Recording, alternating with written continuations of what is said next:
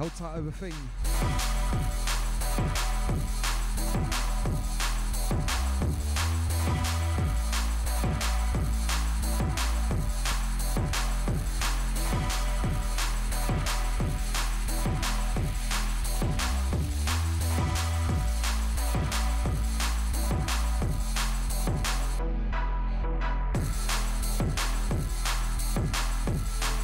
To Mr. Bush. Hold tight, Luke.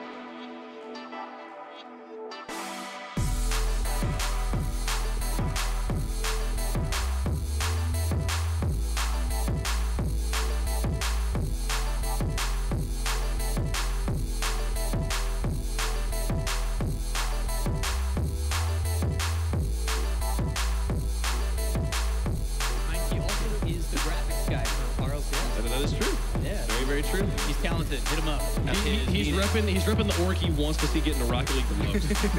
He's also a partner in L'Oreal. He's sponsored by L'Oreal. I've heard. He's worth it. Oh, really? Yeah. Maybe it's Baby Line. I don't know. Nice clip. He's been working on that all week. I've got to give a shout out also to our sponsors here, HyperX, Twitch Clonics, and DreamHack as well for helping make this event happen. Great to see the support here. I talked about it last time because they were a sponsor in Sweden as well, but I love HyperX's stuff. Legitimately, if the next time I'm buying a keyboard, I'm buying their other keyboard. The red one, the mechanical. Yeah, we got to use them the first time, like RLCS. Yeah, which is, I mean, we all play with controllers on Rocket League, so like the keyboard is not as big of a deal, but still, I was like, this is so nice. It matches quite a bit. You know? That's true. That's true. And it just feels so You good. type like a monster too. Dude, you type at like 80 words per minute or something. 90 words per minute. Keep going. Oh my goodness, 100 words per minute. Keep going. 110, 100, 200. Okay. 140. He's 140. insane. Wow. Insane. I don't even know how fast I type. It's nothing close to that. Like at a certain point, it feels like it just doesn't help anymore. You're like, what? I don't know. Like just a couple words. I used to have buddies that would make me do their papers, like if we had to write papers and stuff. It's like, this is gonna take me 2 hours. I'm like, give me 15 minutes. It'll be one second. I got this. Okay, so we heard from Jacob earlier while we're waiting for some stuff to get figured out. And he's very, very confident NRG is going to make it all the way to the finals. He's had some great smack talk for all his opponents. Who do you guys think is going to, assuming NRG makes it, who are they playing against right now in the finals? I'll start. My big three, and I think they're the big three titans of you, Envious, Flipside, and Gale Force. So teams, not Mox. Yeah, so those three teams to me are teams that I think are a level above most, and are the only ones that can compete against each other. Until last week, we saw Energy like we're part of that tier 2. So it's going to be an EU org in my opinion. It's just a matter of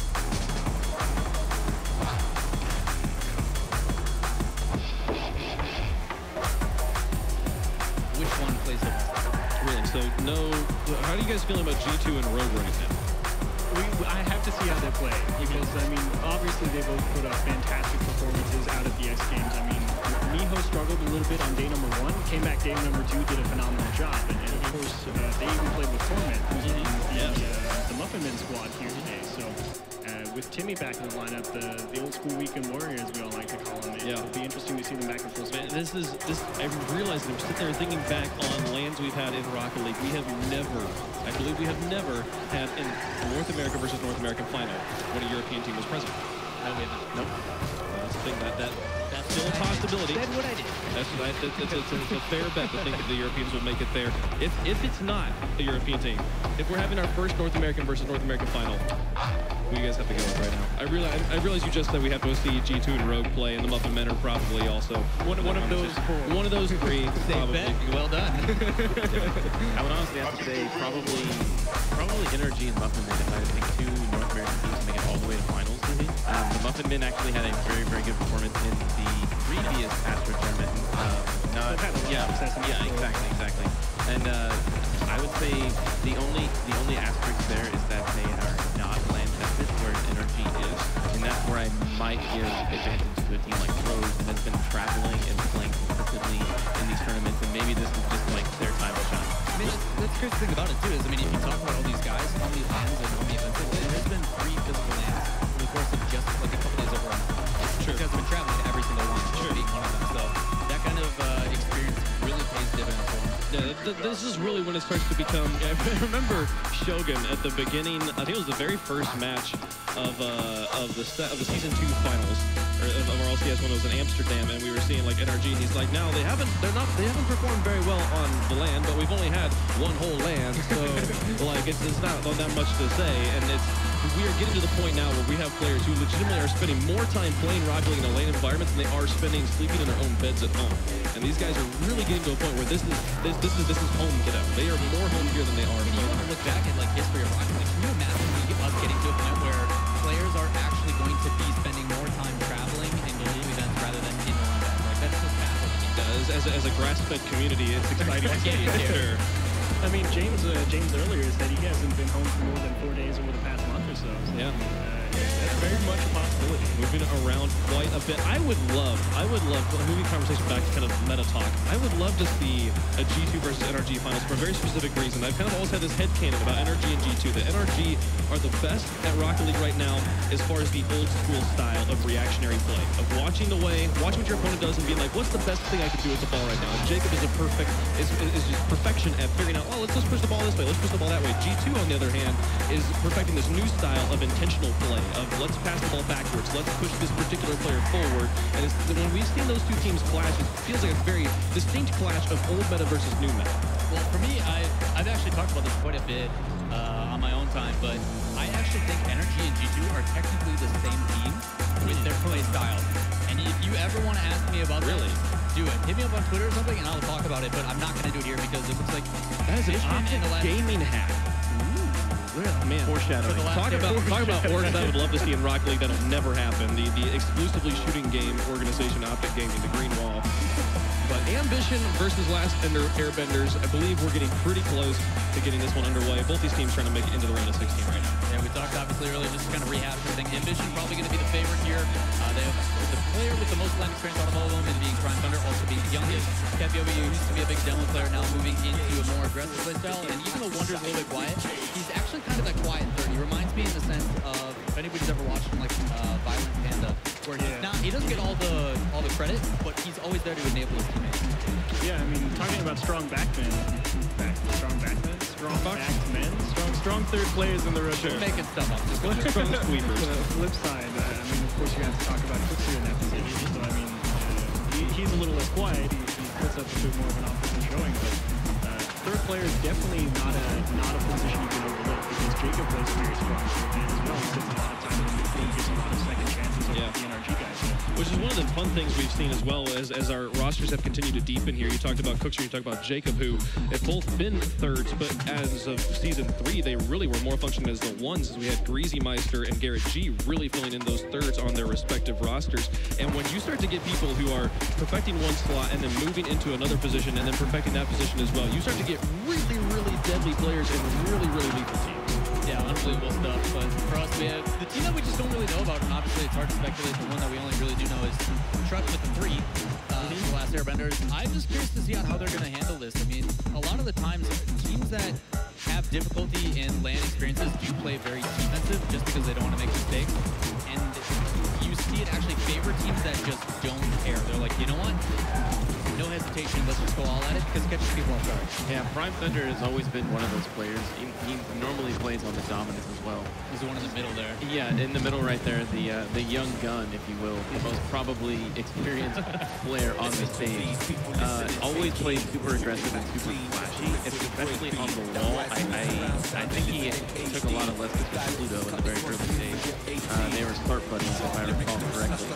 But look for him to be playing on the wall and being very fast in the air, something he's very, very well known for. You may not have heard of him because he never made an RLCS season, but I believe his team has actually come within round of 16 for that qualifying match.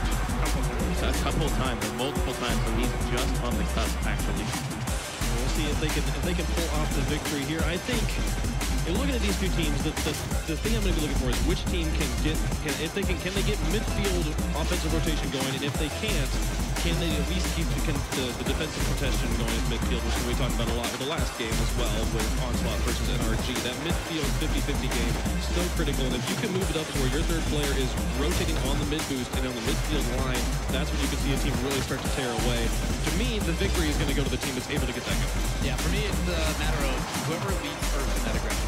Whoever can basically put it on the pace and control it themselves. The only difficulty that is with all the players, as I mentioned, do play very defensive. They're just waiting for a counterattack opportunity, so they may allow you to purposely play that offensive side just so they can wait for one mistake to clear downfield and get an open end. We see it time and time again against some of these lower-level teams that have home teams. And Ambition, as long as they're aware of that, shouldn't have that problem, but that's the opportunity that I think is last year. What do you think that plays into Prime Thunder's favor then? Because Prime Thunder, of course, we talked about plenty of ones, and I mean, their only option is wait for them to do something or you do something. Offense, to me, in Rocket League, fortune favors the offense. Sure. One game pushes you forward. You mentioned this, Pickle, on the Prime Thunder mostly plays the Dominus. And one interesting thing we saw in the last match, while we wait for the match to get going here, Onslaught playing with no Octanes, playing either breakout of Dominus and a flank car, which is 3 different types of cars as well as far as hitboxes go. It's really interesting to see the different things that come. And they were going up against Jacob as well, who is notorious for playing literally anything he wants. So the car meta, always an interesting thing to watch what these players choose to pick. Yeah, I mean, Lusky mentioned as the reason why he played the breakout is it just feels great in the air. It's the same reason why Espion's favorite car has always been the breakout. It's one of those things that, like, even though there is very subtle differences and they're not as noticeable as some, we'll see how it plays off here. Indeed, and finally into the first match here, another best of 3. And starts off with a very strong clear from Front, powers it all the way across the field, off the top right. Maybe just wide, and sparks early on for this Ambition last Airbenders match. And it's a nice solid fake. Wonder through 2, and actually his teammate came and took it away, and Wonder's like, why, my friend? Thankfully, Becky OP out of the midfield there for the follow-up. First one to Ambition. A bit of a mistake coming out from Ambition, as I believe Wonder had that open net to just take it from and get completely blindsided by his teammate. They still end up scoring, so all smiles on their end, but definitely not a good look if the other team is on top of the game. See how things fare this time around. Front is a power forward.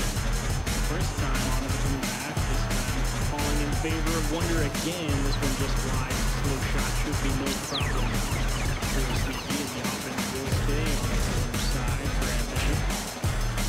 Pretty solid so far in the first 45 seconds. Able to keep the last Airbenders locked in. Wonder wants to. Nobody there to follow up. Limited boost, and they will have to concede a little bit of position out of the midfield because they're playing so fast.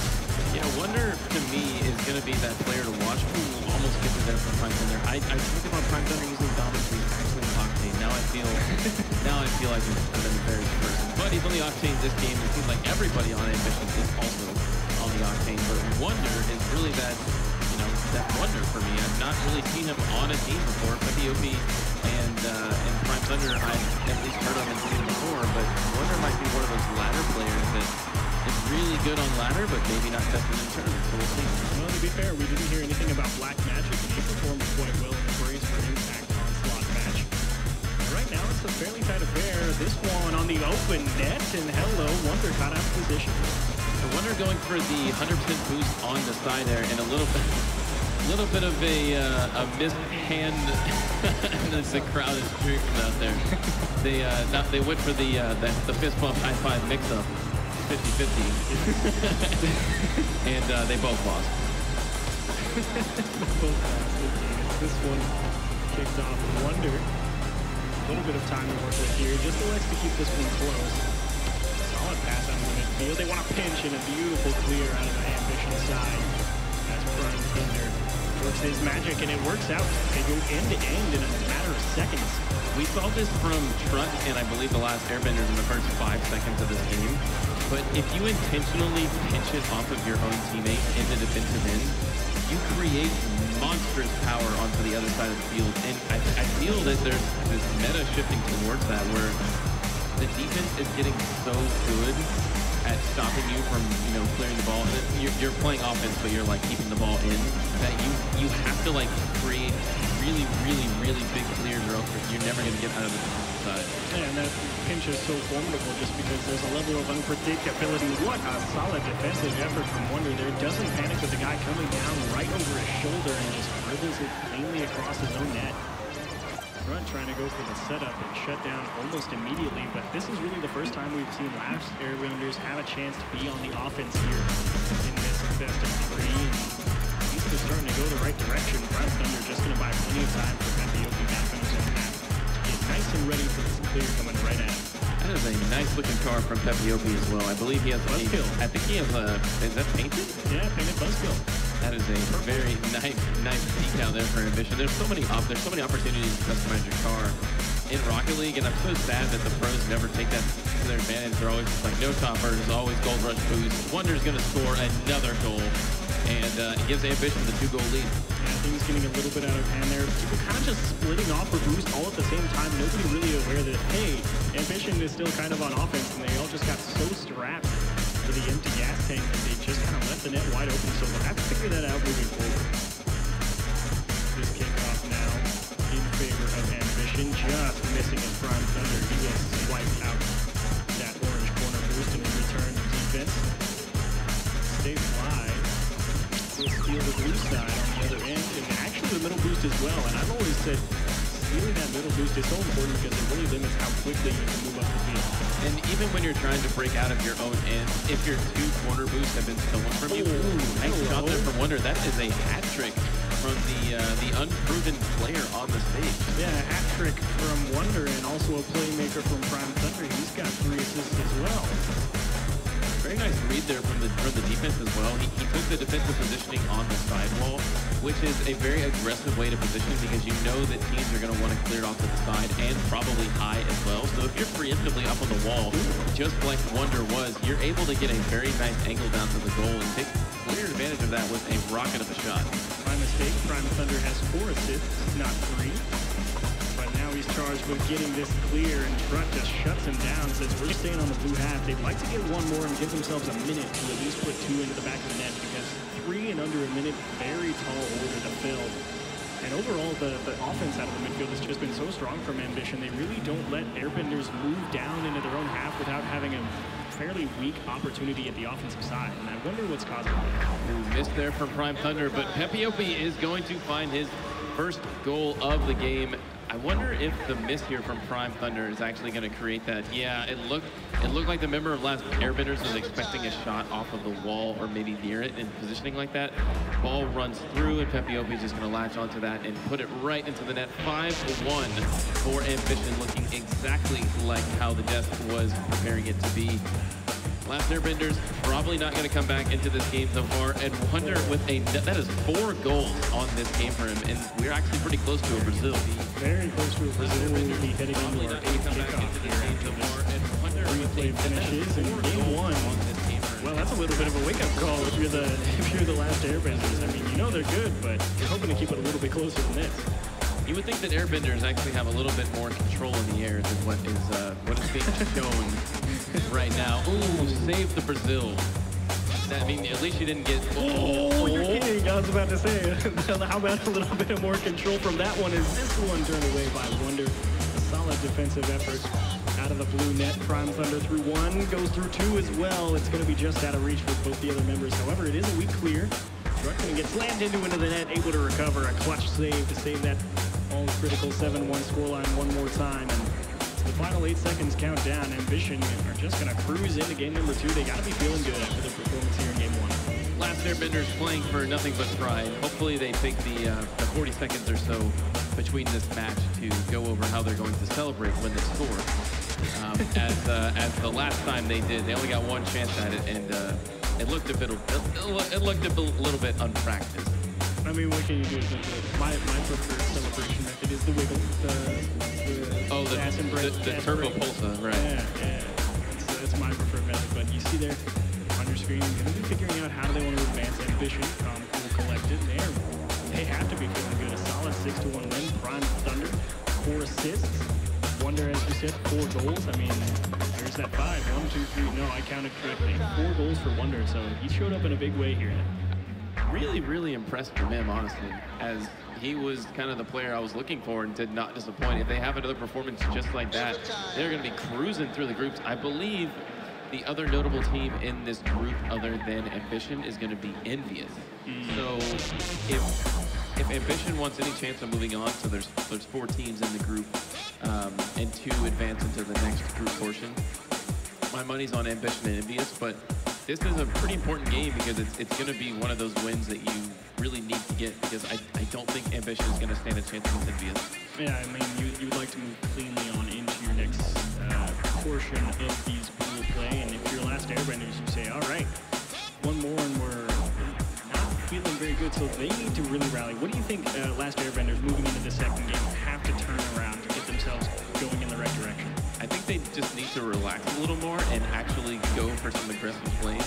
There was that one play they almost had where he chipped it back up to him while in the air. That's what I want to see from players on the stage, because I know they go for very risky stuff like that in ladder all the time. Why not do it on the stage? Like, have some fun, baby. The fear of losing is hindering the fact that you have to play aggressive, and that's exactly what they're feeling. They're like, oh man, we just need to get back into rotations, and we need to hit the ball clears and boring, and there's no like raw offense coming from these teams. Well, we've moved on into game number 2, and it started off fairly well. It's a race, and Pepiopi gets the power on it. There we go. Nice, clean celebration there from Prime Thunder. Nothing too fancy, and a beautiful pass as well, catching it from the bottom side of his card to lightly drop it down. Sometimes you want to go for sometimes your first inclination when you're receiving a ball in the midfield is to just redirect it onto net. But a lot of the times you can generate a more fierce shot by laying it down to your teammate who has more momentum than you coming towards the net, and that's how Ambition scores. Looking good in game number 2. Soft tap down from Stay Fly.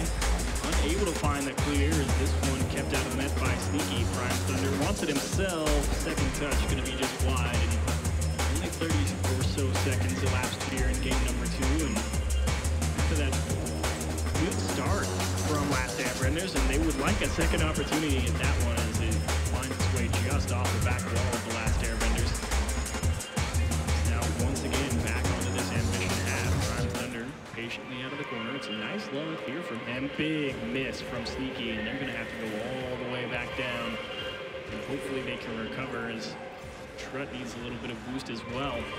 This challenge, it's a 1-on-2, and that's a great challenge from Stay Fly to really get out there in front of it, shut down as much of the angles as you can. How did that ball get through every member of the last? That was a lot of mistakes coming in. Ooh, Prime Thunder had this shot on the net. Just barely clipped it on the bottom left post. A goal that most likely should have gone in. It should be 2-0 at this point. But last Airbenders have less than, whoa, that was a crazy pinch off of the floor there. But the last Airbenders defense is just pretty poor in these last couple of games.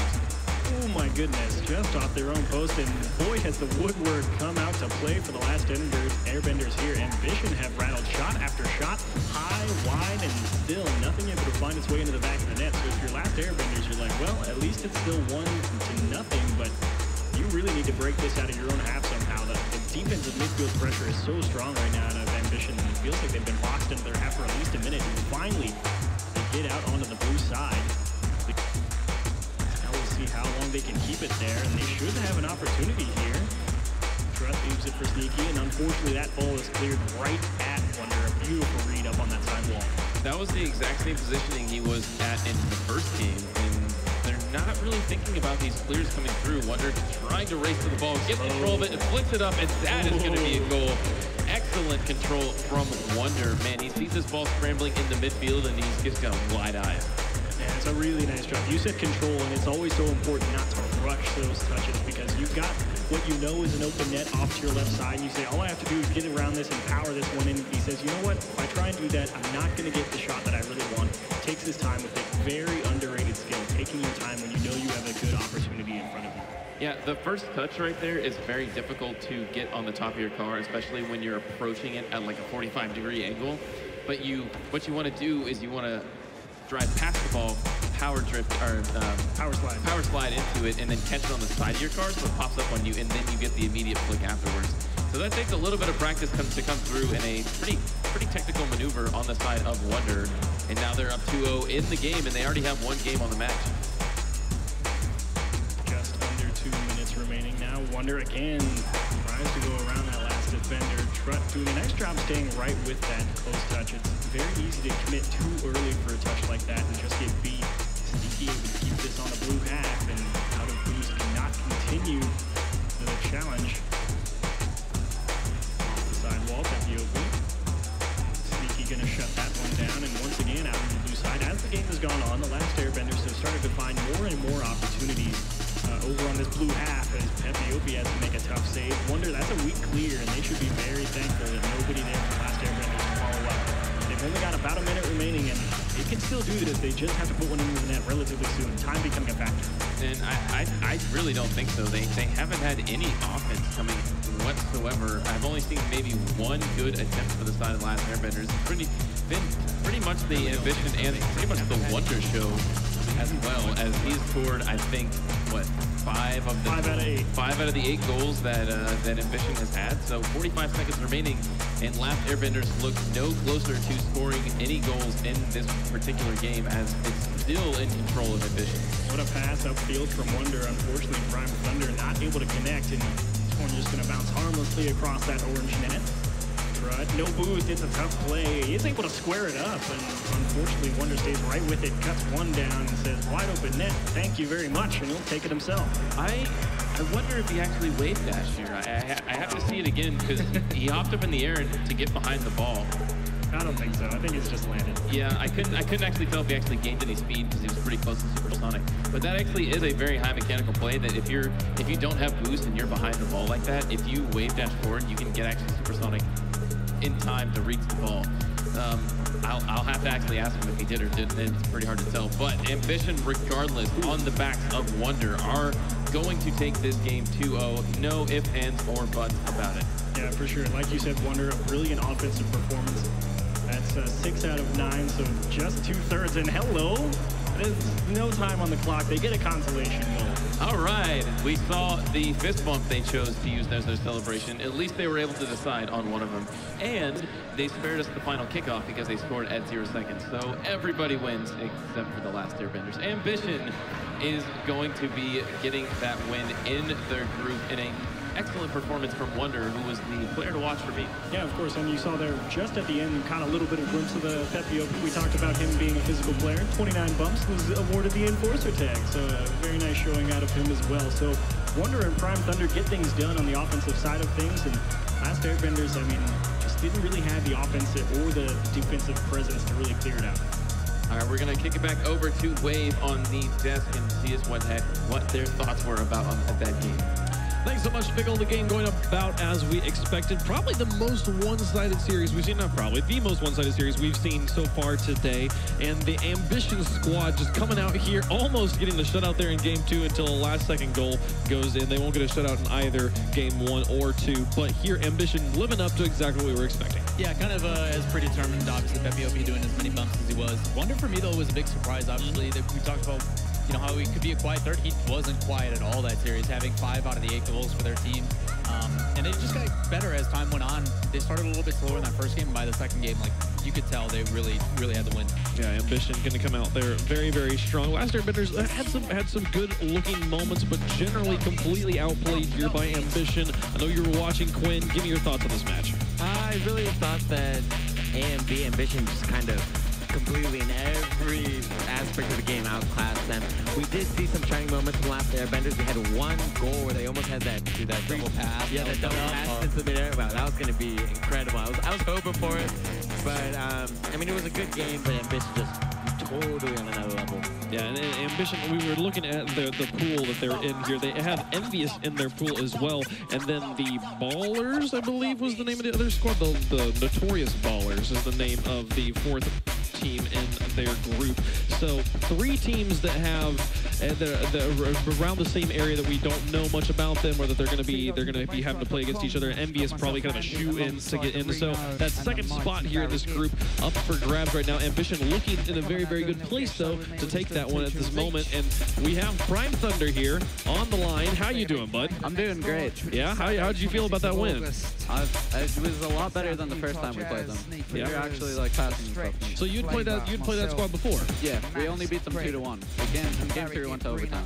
Was that here or was that at the previous event? That was here. That was here? Okay, cool. Well, yeah, you guys haven't had that whole match completely in control. Walk me through the match from you guys' perspective. Was there any point you were worried or anything? The only time I was really worried was the beginning, because the first series was pretty close. But once we got like the lead and we had the momentum, I thought it would be fine. Fantastic. And have you guys played Envious yet so far? Yeah, we lost to them 2-0. Okay, so this was a big win for you guys then, because assuming that Envious is going to be going through all the way as the other 3 squads that are going to be playing for that number 2 spot. So looking forward, hopefully you're going to make it into the group of 16 at this point. And other aspirations for this tournament. How are you feeling right now here at DreamHack? I mean, today I'm not like proud of my play, except for on stage. I played a lot better than I was in the previous 2 series that we played in, because I only got like 2 hours of sleep last night because it was my first time playing. Gotcha. Huge headache. Yeah. Okay. Good to know you're feeling better. How does it, I guess for you, obviously you're one of the younger competitors here. What's that experience like? Obviously your perspective can be a little bit different than some of the older guys. How old are you first? I'm 15. 15. Okay. So you're like the perfect age to get into RLC. Yeah. I mean, what's it like? I mean, obviously being a little bit younger, I mean, you get a little bit more time to gain that experience. Plus, you talk about how you're a Stark vet as well. Yeah. I used to play Stark a lot when I was younger, actually. I stopped playing it like 2 or 3 years before it actually came out, because I got into like PC gaming and League of Legends, but and then it's like easier to balance the Rocket League and my real life stuff, because I don't have to have like a job and stuff. That is handy dandy for sure. Trying to make Rocket League that job himself, huh? Is this your first DreamHack? Yeah. How do you like the event so far? I'm liking it so far a lot. Yeah. It's a really, really cool thing to get to come out and compete. So you guys are going to look forward to getting into the round of 16. Before I let you go, any shout outs you got for anybody? Gearbox for messaging me before we were on stage on Discord, saying that he was rooting for us. Fantastic. You guys had some fans out in the crowd. We heard this crowd's been nice and loud all day, so it's always fun to get to play in front of the crowd. So thanks so much for taking the time to talk to us, and good luck at the rest of DreamHack. Thank you. Fantastic. Prime Thunder, everybody. Ladies and gentlemen, when we come back, Cerberus Esports is going to be taking on Genesis. I've never seen this Cerberus Esports team before, so I'm excited to see them. Genesis, though, a name that we're all familiar with. I'll get Quinn's thoughts on Genesis. He's got quite the history with them. We'll have all of that and more when we come back to DreamHack Atlanta.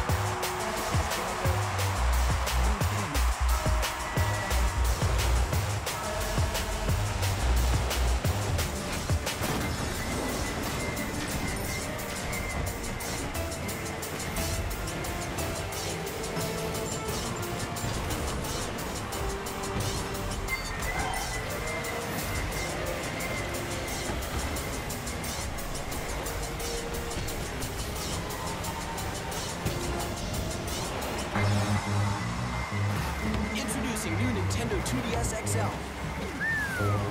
Its new sleek look is backed by a lightweight design, some pretty big screens, and can play all your favorite 3DS games in 2D, as well as new ones, like Hey Pikmin, where you can use Pikmin to solve puzzles and defeat enemies, and Miitopia, where you can cast your favorite people in your own RPG adventures.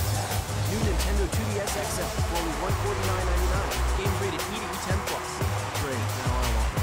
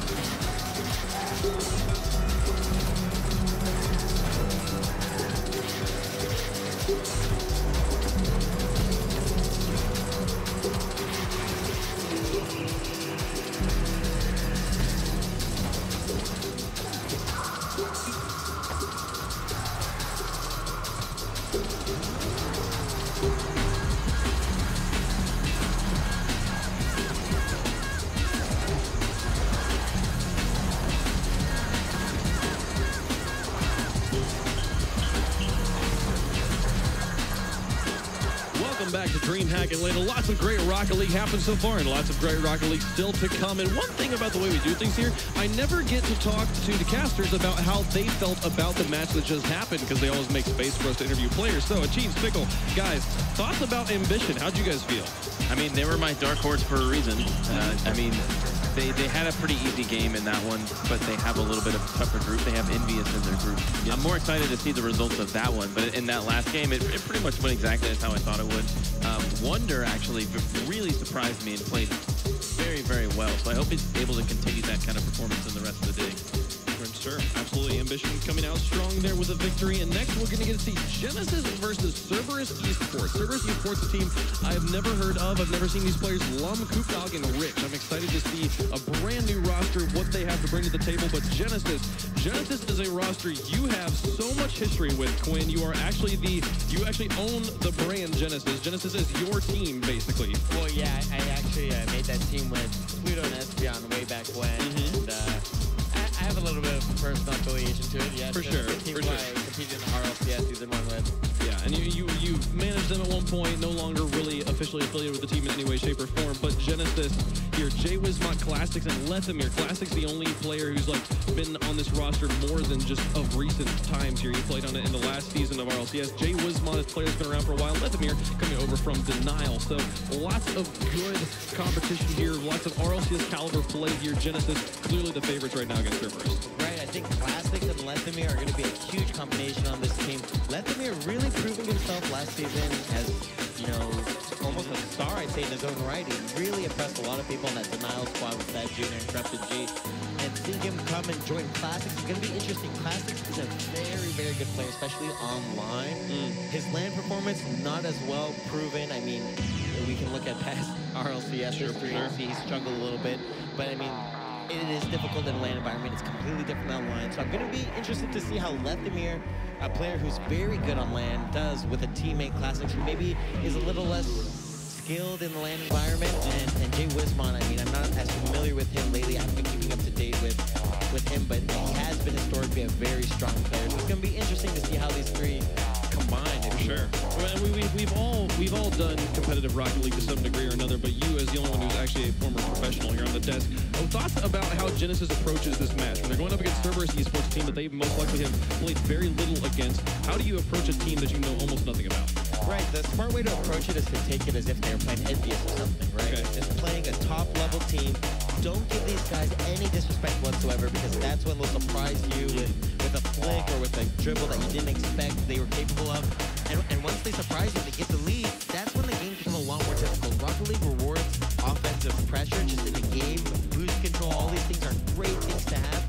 But being one goal down forces you to take risks that you wouldn't have to take otherwise, and that's dangerous when you're playing against a team that you don't know their capabilities. These teams, right, Cerberus probably knows Genesis much better than Genesis knows Cerberus. So I'd say Genesis have to be cautious. They need to take it slow, and they need to make sure that they don't give any easy goals up early in the game. Now, one thought to think about, guys, Genesis and G2 are both in this group. So Cerberus, if they want to be moving forward here, they really need to get a victory over Genesis here. So thoughts about the matchup, Fickle, any key things to be paying attention to right now? I mean, it's a double-edged sword of an event like DreamHack. On one end, teams that don't have any kind of experience on the LAN get their shot to be in the spotlight. But on the other end, you're going up against teams that have been in RLCS before.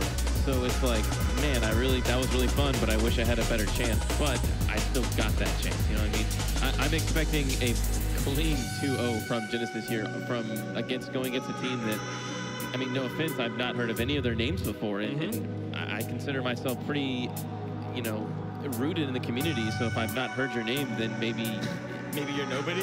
I don't want to say that. You are but a new challenger at this point. New challenger. We do not know. A very nice way to say it. A mysterious challenger appears. Their name is Cerberus Esports. Anything achieves. So, key player to watch here on Genesis. We talked about Classics as the longest standing member of this roster, but J-Wismont and Lethemir both coming on most recently. Who's the player to watch for you? I'm actually curious to see J-Wiz, just because, I mean, we've already seen Leth play on LAN. I don't think I've ever seen J-Wiz play at a LAN environment.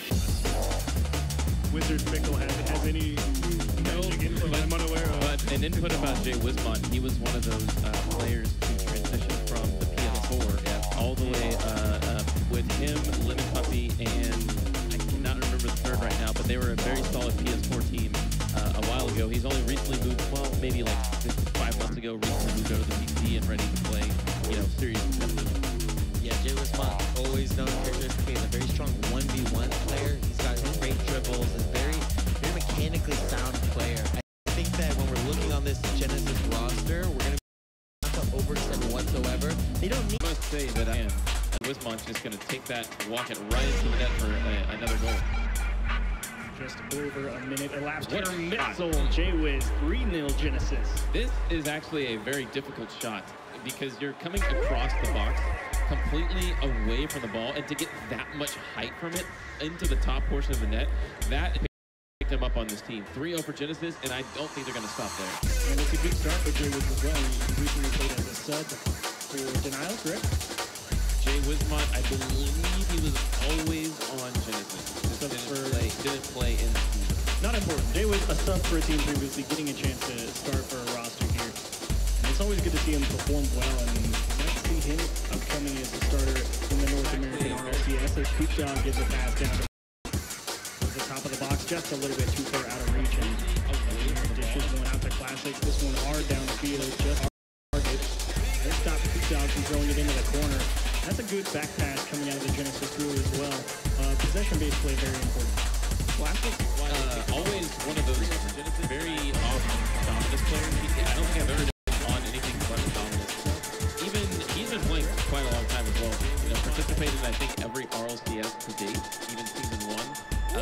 But has only made one live LAN finals. And he's one of those names that's pretty seen in the community as being, you know, one of the best around. Kupchov breakaway, went for the delayed touch, and Leth able to stay right with it. Some solid defensive skills on display out of the Genesis crew. Have yet to allow a goal in this series. This one just over the heads of 2, and another breakaway chance here for SubMerge. Classics realizing the danger, went and shut the door early though. It was now soft touch, just edged out. The touch was Rich. Hard off the back wall, chance, and right at Classics, and he misses the clear. Wouldn't you believe it? Lum takes one. Classic didn't want to flip into this ball to avoid putting it right back into the middle as it kind of bounced a bit awkwardly to him. He was trying to field it on his car and dribble it out, and then completely misjudges the bounce, and it bounces off of him into his own net. You know, count it for servers. They scored, technically. Normally, I tend to plug things with the dominance as a dominance player myself. But with the taller side of the meta, had that double commit on the clear, and Rich brings them right back into it. They're within 1. And look at that. Server is happy, and definitely they should be, because this defensive mistake from Classics completely stealing the clear away from Jay Wismont, who's going to push that off to the side. And Classics is that's at that point where if you're a scumbag, you put great pass in the chat, because that was definitely a defensive mistake from Classics. Well, we've got plenty of Rocket League still to go. And good to see you last week. Out to Mr. Fenner, all the crew.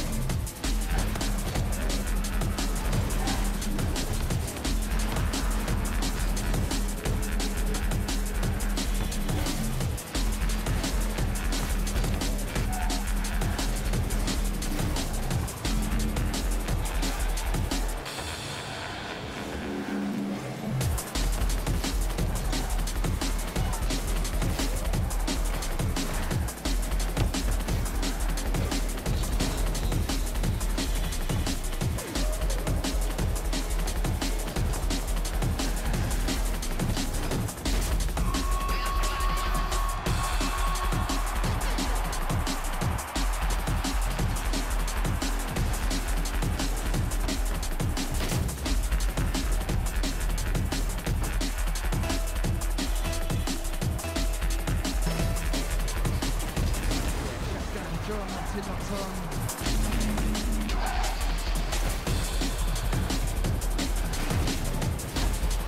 Yeah, you mixing out your tunes, bro. You want to get him back off it, mate? The positioning there is just smart. You know, that's your standard waiting in that box area to make sure I'm going to be here just in case something like what like that happens. Exactly. Right? That's a smart place to be. So I'm going to look for him to just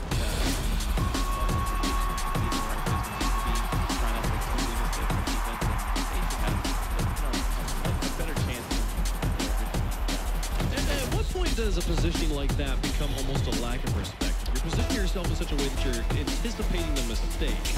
I don't think it ever really becomes a complete lack of respect unless it's like you're the only player left and I feel like your teammates got demoed and you're like, all right, I'm just going to trust that he doesn't have this clearance, sit underneath his head. Yeah.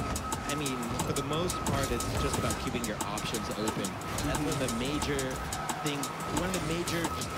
gameplay mechanics that you learn as you're like ranking up, as becoming a better player. You learn that it's super important to always keep my options open. Because why would I go all the way back to my own net when there's an opportunity to both save any type of clear or shot that can go into your net, and also being able to capitalize on a defensive error from the other team. Yeah, and it also comes back it's not a lack of respect. It's just, like you said, keeping your options open because more than likely the rotation meta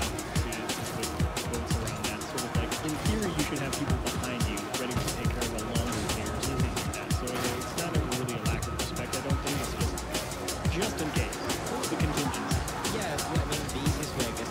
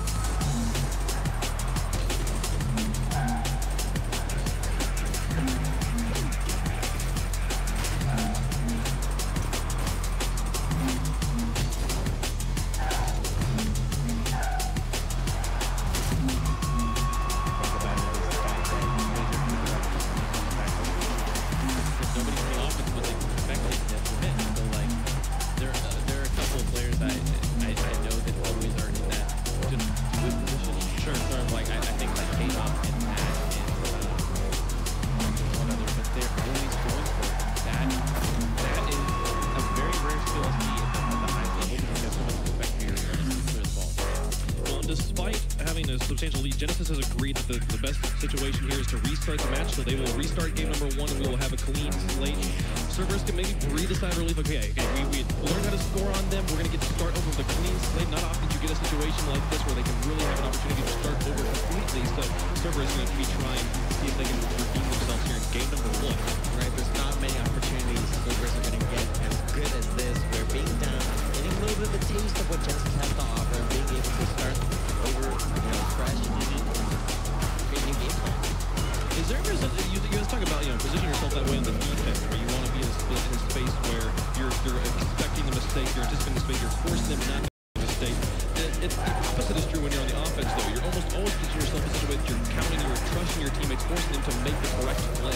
Being like, especially when it's a passing situation, I'm going to lock the ball on a free jump before you have even successfully hit the pass to me for the most aggressive sort of offense. Well, I think that free jumping is randomly driven. Yeah, I'm never a huge fan of it. It's awesome. It looks absolutely fantastic. But you're not successful, right? Yeah, like, oh, wow, how that you could put the amount of variables that have to come together just right. I mean, it could be something as simple as just not having enough boost, right? And your whole play goes. And then you're out of rotation for a while. Long drive back to one half to do that. But back into the game, we are restarting this series.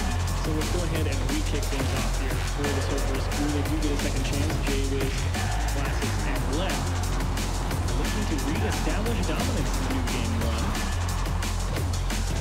Second hit goes to Dom.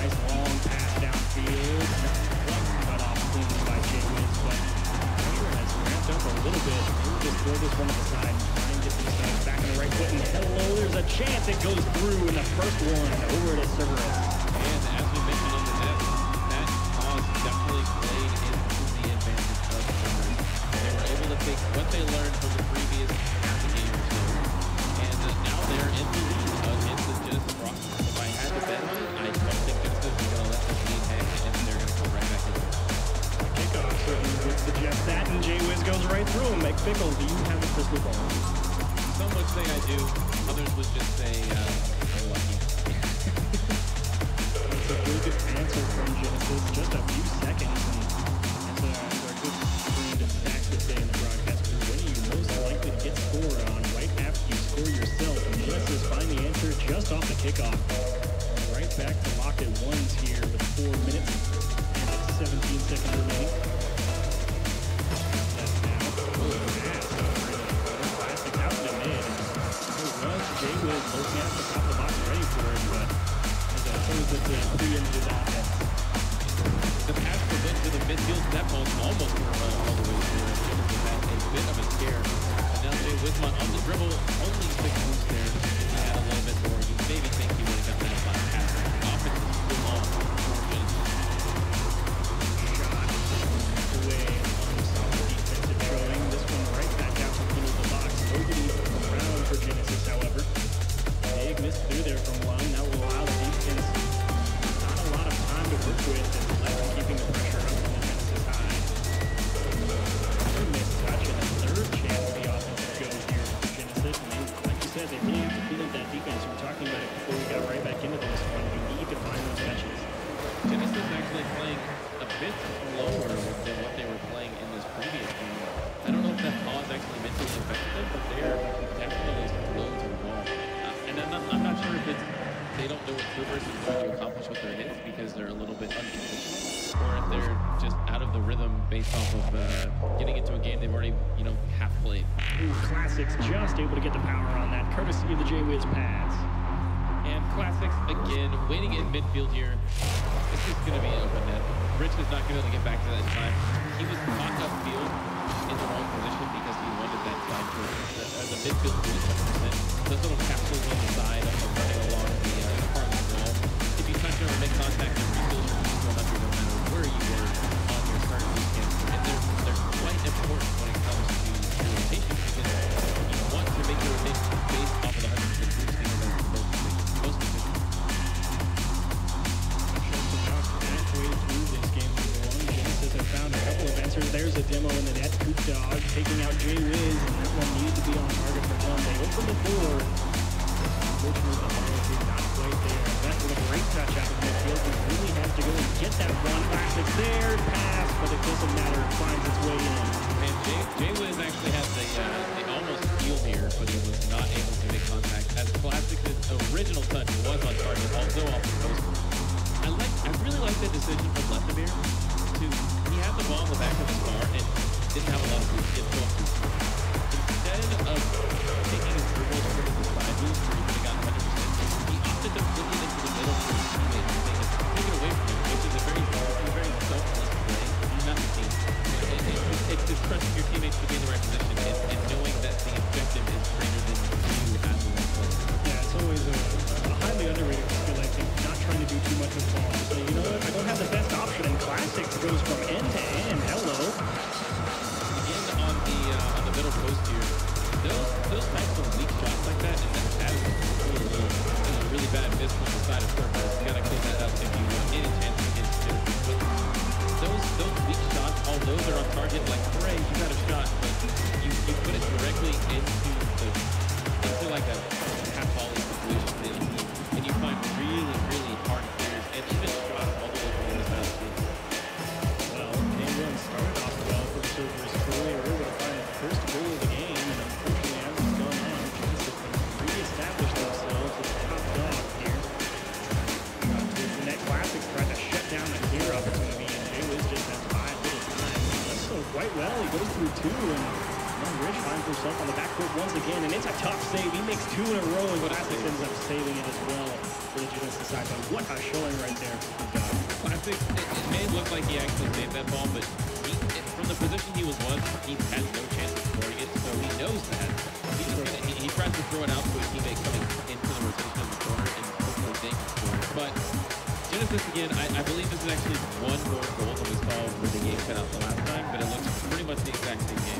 Yeah, pretty much the exact same game. The defense just breaks down a little bit. They've shown up quite well here. So they're able to keep a few offensive rotations out of their net. Unfortunately, that pressure just keeps building and building over on that Genesis side. They're just not able to effectively move it out of their own half. So they need to find an answer moving forward into the series. They need to get themselves going in the right direction if they want to have a chance here against Genesis. Right back down, and there's the nice long clear finally over onto the blue side of things, and it finds its way into the top right corner. Good dog, hello. This bumps all around for Cerberus, and that's a very nice jumped off pass from the ceiling. When you receive that ball up on the ceiling like that, it's very instinctual to hit the ball as hard as you can on the outside of the ceiling because you want to get out of your territory. But the smarter players and the better players are going to know, hey, if I do that, it's going to go straight to the enemy team. I should hit it down so that my teammate moving forward with momentum can hit a move, just like it was in that shot. But 3 goes down, 30 seconds left against Genesis. It doesn't look. Oh, hello. They get a couple of smiles over on the Genesis side. A brilliant pass and a brilliant finish. And this is how you know that Genesis is feeling themselves up. Being Winsbach with the. I don't think it was in, but that was definitely a very calculated steal as he gets the redirect onto net. All for naught, honestly, as the flash is going to be, well, game's not over yet. The kickoff gets shut down. Kutok finds another one. Yeah, Kutok again, he's got 2 or 3 goals here, and one with 2 of the assists close to each other, so they seem to be working well, and they were able to garner a bit of offensive pressure down to the outside. They won more all than done. What do we got? We have 6-3 here with 20 seconds left, so at least we found them and Rich are able to bring a bit more offense here into this game and restart. But still, the main problem is keeping out those extra chances from the Genesis crew. They need to find an answer, get those clears moving down to the other side of the bench sooner.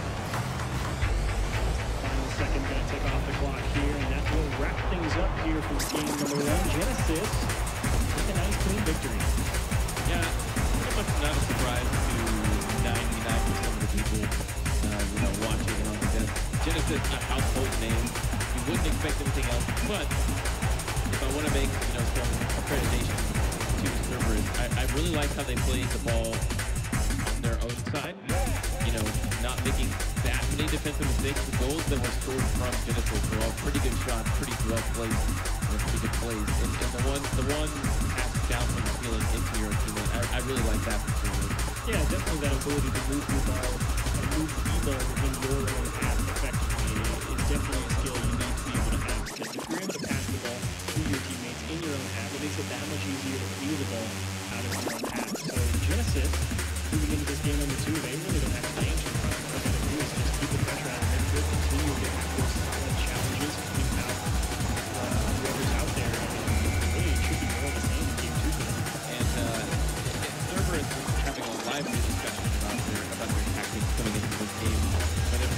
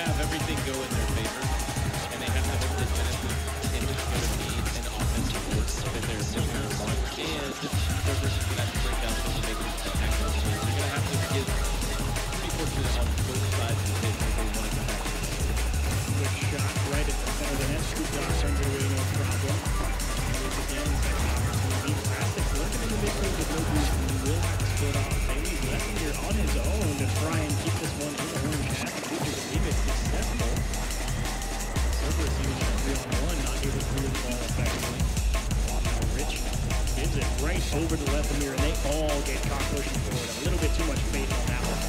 That is an open net, as the name describes it. So as Lethamyr is going to make the turn on the ball and use the half volley technique to launch it down here. It's where you let the ball just barely bounce off the ground before moving into it, generating a ton of power downfield. And the turn there from Lethamyr could be this decision because he has a teammate behind him that maybe want to be hitting it in turn to plug.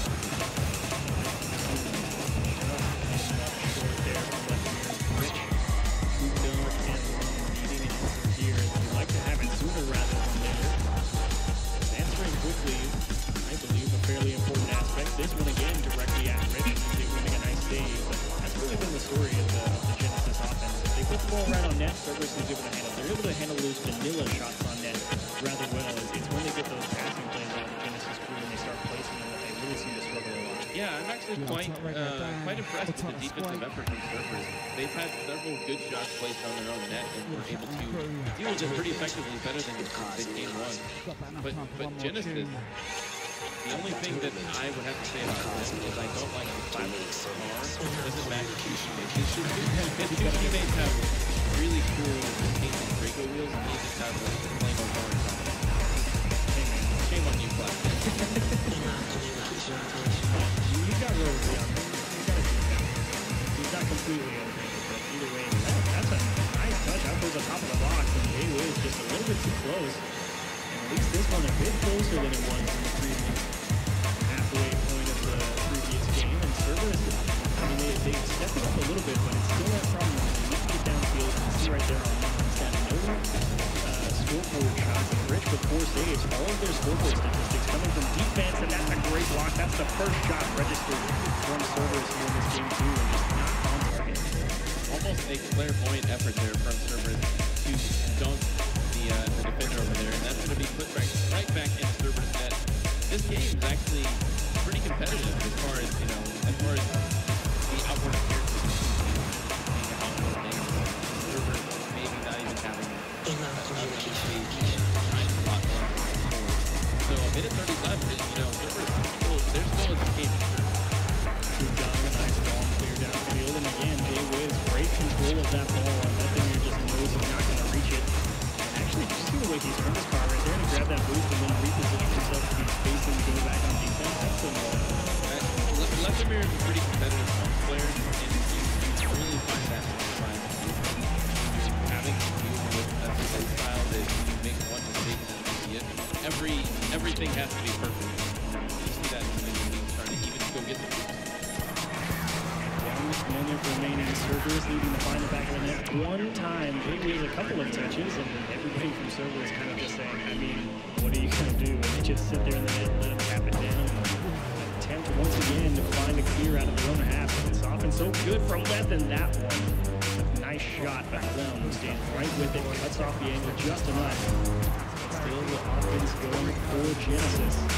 Rich needs this clear. It's a bit of a weak one. It's a race, and Jay Wiz is one going up with it first.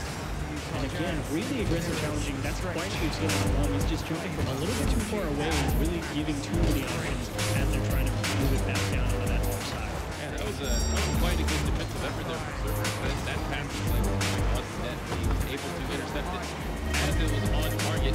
7 seconds left for Cerberus. Oh, it's empty. Tie it up. It's empty. Would you believe it? They lock it up at ones, and Genesis kind of thinking, hey, no problem. And then that big miss clear off the side wall is just too far away for Classics. And we have a game here in game 2. Yeah, the bounce off of the sidewall definitely confused him. He was taking a position where he was going to go up the wall instead of bouncing straight out. And it's way out of position. And we might have our first overtime of our tournament. Very first overtime here with DreamHack Atlanta, and it comes in Genesis versus Cerberus game number 2. A chance to see our first game number 3 as well. And Cerberus has got to be stoked to have this opportunity. It's now Classics. Hammers one off that corner. There it will not go far down and in. Classics finishes the job. Excellent recovery there from Classics to stay up into the play, and a rare whip from Jay Wismont. He was trying to shoot it and guard the block at the same time. Ended up missing because he was taking a position higher up than where he should have been. But then Classic is going to turn around back up and Genesis is going to take it 2-0 and actually a surprisingly close game too. Yeah, I mean, Cerberus, they really did a nice job of limiting the goal scoring opportunities for Genesis. Kept a few more of those very difficult shots out of the net, but overall still just not able to quite generate enough offensive presence to really amount to much. All right, after that wild series, we're going to throw it back over to Wade and the Enterprise there.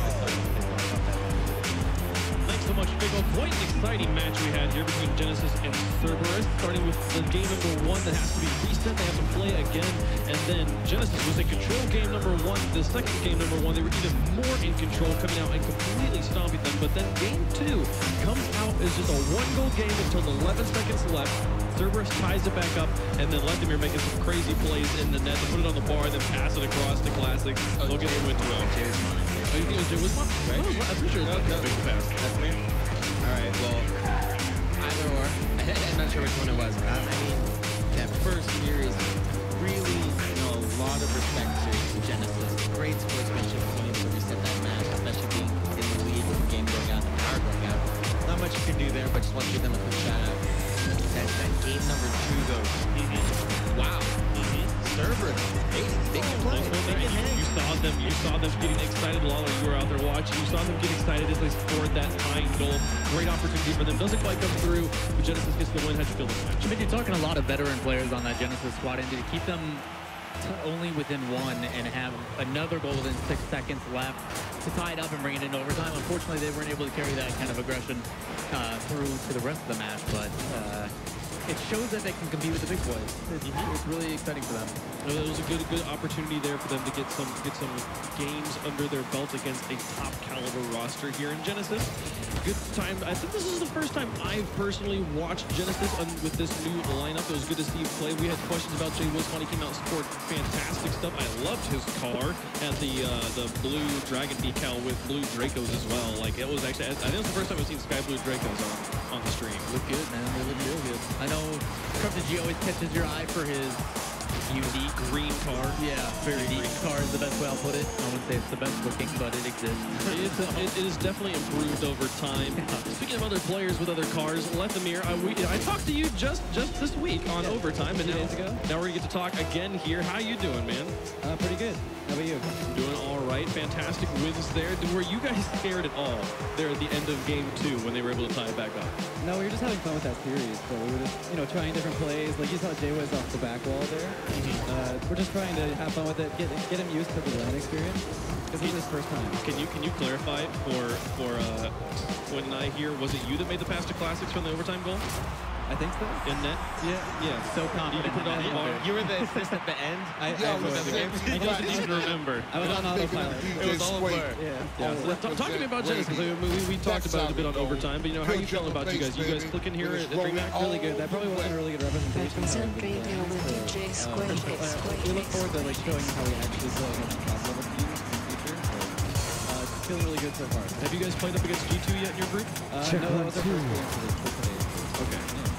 Fantastic. So, looking forward to the rest of DreamHack. Gonna get the jitters out, move forward. What are your expectations going up against G2 right now? It could go either way, really. They're obviously known to be very, very aggressive and have high aerial passes, but I think they can counter special day. Cool. Any team that you are particularly looking out for right now? Special not want to play against? Yeah. Who's the one that you've got the most respect for? You're like, that's I mean, the only team that we're really kind of scared of, because we played a different style against them, and it didn't work for the last two times, and now that we've changed, we feel like we could beat them, but it's probably won't. Really? It's the only team they're very hyper aggressive, so I think that we were kind of caught off guard. We didn't really have a good stand on defense. So if we go back to how we're playing now and play them now, we'll be fine. But yeah, we don't know. And for those who don't know, Hollywood Hampers formerly Take 3, definitely a star roster. We haven't got to see yet, but we're probably going to see them later today. Definitely a team to check out.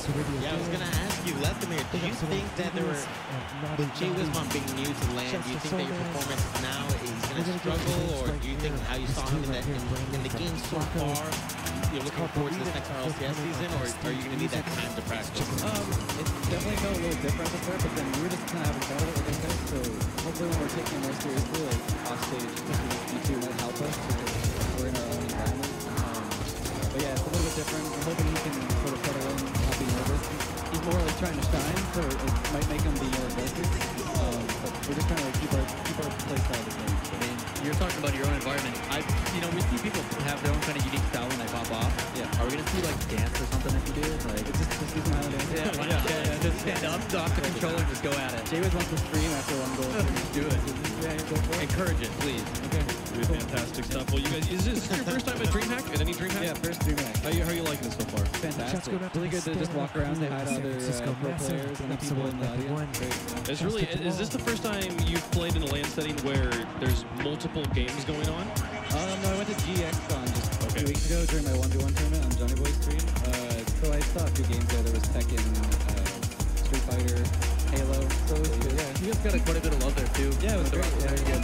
Because you guys were repping the Denial Squad at that point, right? Yeah, I think. Well, yeah, like The Denial group of guys were playing it. Yeah, there's the one house thing that we hang out with. It's really cool. Fantastic. Well, thanks for talking to us. Any other shout outs you got before I let you go? Not really, actually. We're playing our game here. My parents are probably watching this at the moment, so let's get us playing again. Hi, Mom. Hi, Dad. All is good. All out the progenitors there. Genesis looking good here in their first match. We'll see how they continue on in the tournament. But Vladimir came from Team Denial, which was known as Team Canada. There is a new Team Canada in the building, folks. Myth Gaming is here, formerly with Sad Junior and Corrupted G, and then also with, oh my gosh, I'm blanking on the third player. Lichinio, the original star Canadian player. Cannot wait to see those guys play. They're going to be going up against Mocket. This will be one of the best matches we've had so far. Can't wait to see it. We'll have this and more after the break.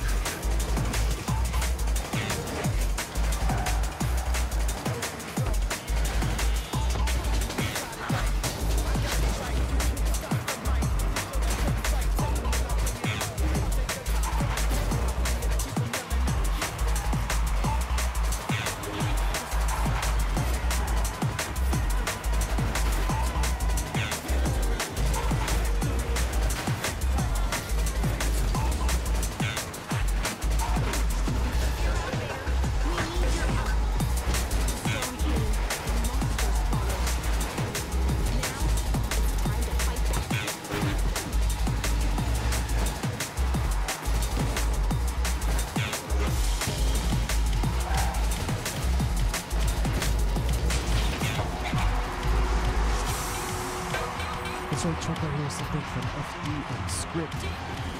And this one is called Monza. Send us out to the one called T-Dice.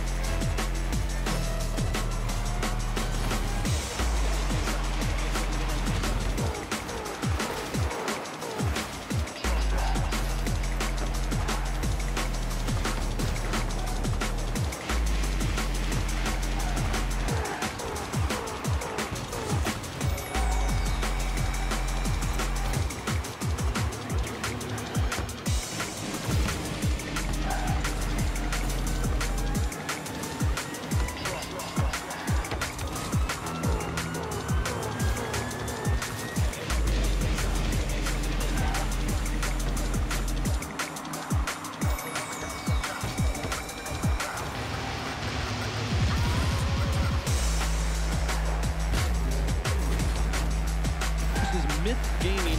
This is the first match we will see today, ladies and gentlemen, that we have had entirely RLCS contenders populating both rosters. And not only that, we have 1 world champion and 2 world championship contenders. 3 players so far in this match that have all been to the RLCS Grand Finals. This is going to be a quality game. Yeah, a lot of quality in this match. Indeed, a lot of players that you guys will know. For those that don't know, Myth used to be untethered. For those that were in the community that were kind of following them through. They used to be untethered. Yeah, they were, There's an old untethered. They're not that untethered. Not BQ, not BQ. Just regular untethered. Why did people think it's a storied name in Rocket League. I can understand why they went for it there. But yes, Lachinio Spad Jr. and Corrupted G, all Canadians. Team Canada is reincarnated here in Myth Gaming. Can't wait to see how they go up against Ashy and company, all as a threatening force on the Maka side. Yeah, for sure. And this would be a really big first chance to get to see the new Maka lineup as well. That we haven't seen too much coming out of these guys ever since really they formed. I mean, Fairy Peak really joining the remainder of that previous Maka squad, K-Dot and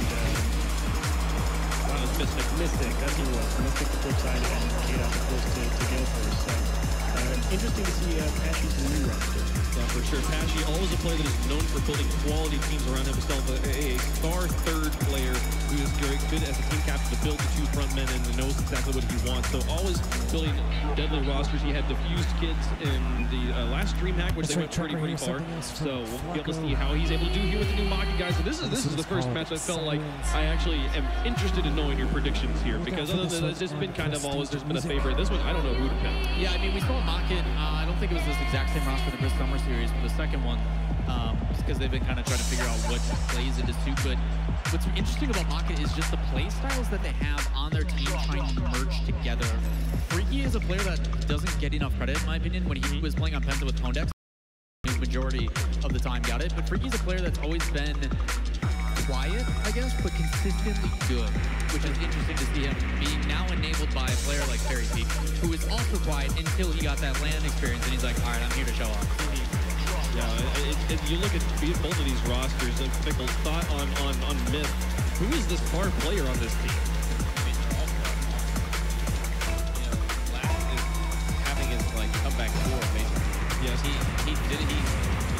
missed out on RLCS Season 3 when they were really favored the team, and he hasn't really played anything huge.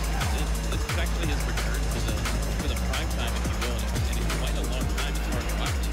An entire season, but in a lot of the summer events, we have not.